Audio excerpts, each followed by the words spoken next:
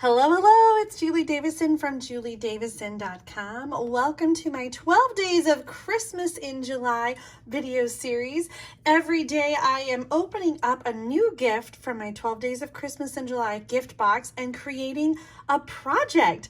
I'm so excited about this. I've done this the last 2 years around Christmas time, and this is the first time I've done it in July.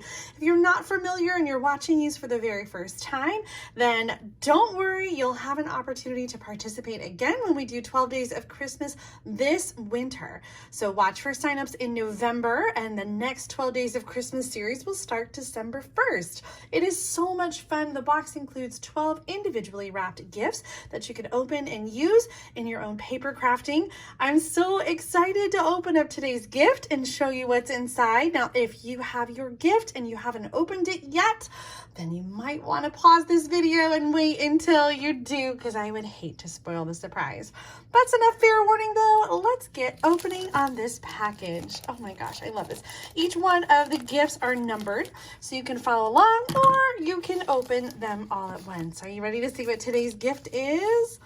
Da, da, da, da, da. What the heck is that? It's grid paper. I really think that this is such an essential for paper crafters. This is what it looks like. I'm not going to open this one. I'm going to keep it brand new, but it's a 7" by 7" grid paper. It's actually designed to use with the Stamparatus and fit perfectly in there. So we're going to use that today. However, I use my grid paper all the time just for everyday stamping. The other grid paper that you've seen, and let me grab this out to show you.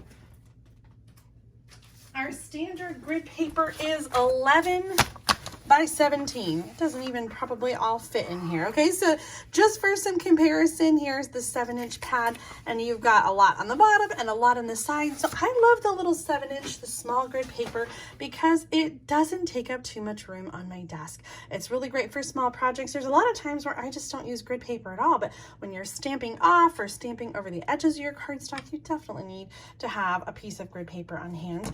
One example of that is doing some direct to paper with your ink pad. So I'm going to take the crumb cake ink pad and some cardstock that I've embossed with the well-worn type. What is it? Well-worn. I think it's called time-worn type or well-worn type, and it just has this like really great sort of distressed background with the words. And what we're going to do right now is really going to bring out that embossed design. So we're going to take that ink pad, we're going to go direct to the paper. I'm starting off the cardstock right on the grid paper, and I am just dragging it against the cardstock so you can get a little bit of ink on there, and it just brings out that design. Look at that. Oh my gosh, I just think it's such a great little background. Whether you're doing it on embossed cardstock or regular cardstock, you can really get a nice sort of background look. So you need your grid paper for that, otherwise you're going to get your table all messed. You need your grid paper when you're stamping off the edges like we did yesterday. In fact, if you missed yesterday's video, I used the grid paper as well, and I was stamping off the edges there. So grid paper is always super happy, not super happy, that's not the word I was thinking of, super good to have around. Good and happy, I guess that just means the same thing. But let me show you how this small grid paper fits into the Stamparatus. Are you familiar with the Stamparatus? This is Stampin' Up's stamp positioning tool, and it comes with 2 plates. One fits over here and one fits on the side, and so it's gonna be okay because I got it all marked. I'll show you. So there is a grid on the bottom. You can get the deluxe foam mat, which is especially important if you're using photopolymer stamps, because it doesn't have, I'm using a red rubber stamp and it has some foam cushion there, but the photopolymer stamps don't have that cushion. So you especially want to use a nice foam mat. It comes with one. This is just a little bit thicker, and it's got the nice grid on there to use with your Stamparatus. But then it's really great as well to have your grid paper in there. So what I did with my grid paper is I marked off where I want to have my cardstock. So I stamped on here. Actually, I put the cardstock on here and I stamped, and then I see, we're going to use the magnets to hold our cardstock piece in place. These are super, super strong. You have to be very careful with those magnets. So then I stamped and I die cut.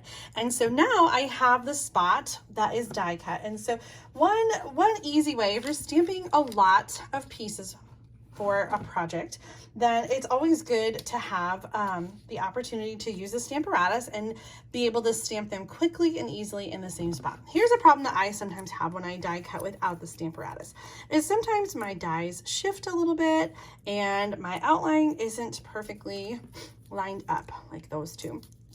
So by doing it this way and die cutting first, we don't have to worry about die cutting cardstock that is already stamped or colored on, and we can do the stamping afterwards. So I've die cut a spot and I'm gonna put my die cut cardstock back in there, and then I'm going to ink it up and stamp. So let's see how quickly we can stamp this pile of pumpkins. I'm using soft suede ink to ink up the pumpkin, and then I'm gonna flip it over. Give it a good pressure here, a little back rub, and I've got one pumpkin done. I think the hardest part is gonna be getting it out of here. So one pumpkin done. If our cardstock gets shifted, we can just re-center it. We can add our next die cut, ink up our stamp again, stamp again. Oh, look at that. I'm going to use the take your pick tool with the putty end to pick that up. That's sometimes I forget about that. Now, if our cardstock gets kind of, you know, unmoved a little, I can go ahead and recenter it with the image that's on there, add another die cut, ink up our stamp again, die cut, not die cut, stamp, boop, pick it up, do the next one. And so if you're making a lot of cards, especially at Christmas time, this is a really great way to die cut and stamp so you have perfectly centered images that are cut and stamped. Let's do a few more here. I just die cut a whole bunch. The colors I'm using, the light one is Pale Papaya, and then Pumpkin Pie, and the dark one is Cajun Craze. I couldn't decide, so I just did a whole bunch of them and figured I would figure it out as we go. The stamp set I'm using is called Hello Harvest. It's from the July through December mini catalog, and I'm struggling to get into Christmas stuff, so this was sort of this was one that I had my eye on and have been liking to craft with. So I do promise my 12 days of Christmas in July will have some Christmas projects, so don't worry if you're excited to see Christmas. It is coming. And there we go, last one. Okay, so I'm just going to set this aside now and I'll just clean up that stamp. But look how quickly I was able to die cut all those, not die cut, again, stamp, stamp all those pumpkins. Let me show you the Hello Harvest stamp set. It is a really beautiful fall autumn set that has a pumpkin, some flowers, a leaf, wishing you the loveliest day on a banner, and then some other sentiments. Love this big flower thing too. Mom and I did a recent video featuring this bundle, so you may remember some of the projects that we shared. So I won't do it all over again, but I have some other pieces that are ready to go. So I'm going to bring them in and we're going to just kind of put our pumpkins together and create a card. So this piece is for the inside. I just stamped a couple of those leaves. And whenever we have a dark cardstock like soft suede for our card base, I always like to have a piece to go inside that we can easily see when we write on. Important for old eyes, right? So then this is going to go on the front, our distressed cardstock that we did the direct to paper technique with the ink. And then we're going to arrange some of our pumpkins. So I was thinking about 2 pumpkins, and I don't know, tell me what you think. Is the Pale Papaya too light? I don't know. I feel like it is. And when I started to kind of design the card, I was thinking I would use these 2 colors.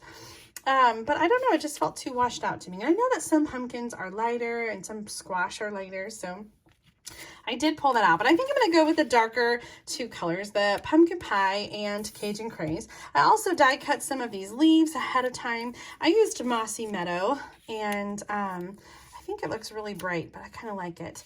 I've got some sentiments stamped here using the rectangular postage punch. So I'm going to add that to our card as well.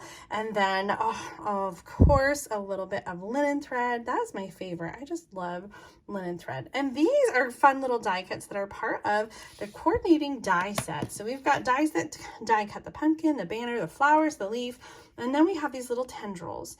These little vines. We also have a very gorgeous detail pumpkin die that you can create and die cut just without the stamped image.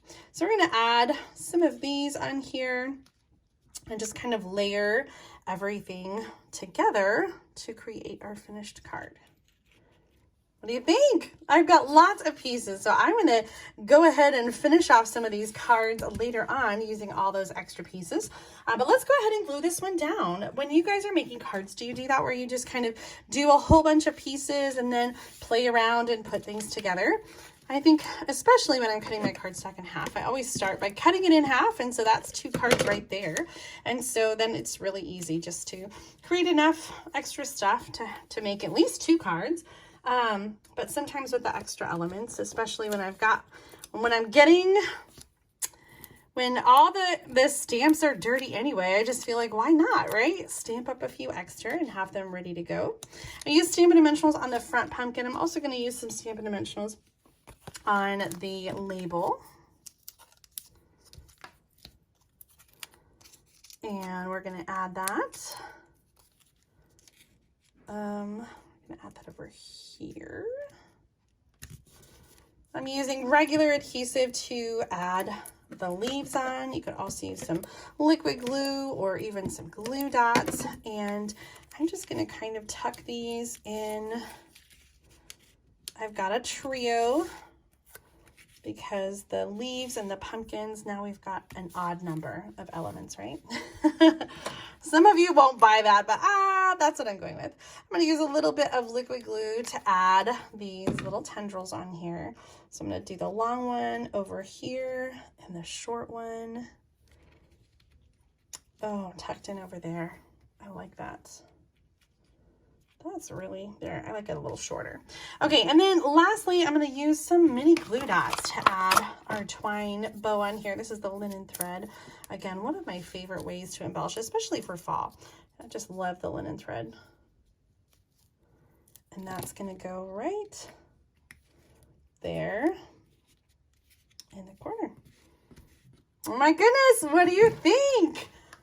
I hope that you enjoyed this project idea using the Hello Harvest and the small grid paper. So many ways to use the grid paper, whether you're just creating cards and using it to protect your work surface, or you are using it with the Stamparatus. I think that you're really going to love having the small grid paper. I hope you enjoy your gift today. Thank you so much for tuning in to the 12 Days of Christmas in July gift box video series. I'll have another video coming up at 1 p.m. Central Time tomorrow, and all the next days for 12 total. I think the last day will be August 5th, which is a Friday. So super excited. Thank you again for joining me. Leave a comment and let me know what you think of this project. Make sure to give this video a thumbs up if you enjoyed it, and subscribe to my channel so you don't miss out on future card making videos. Tonight at 7 p.m. Central Time, I'll be doing the Great Big Card Swap Showcase, showing more birthday cards was our theme in July. So be sure to tune in and watch and see all the inspiration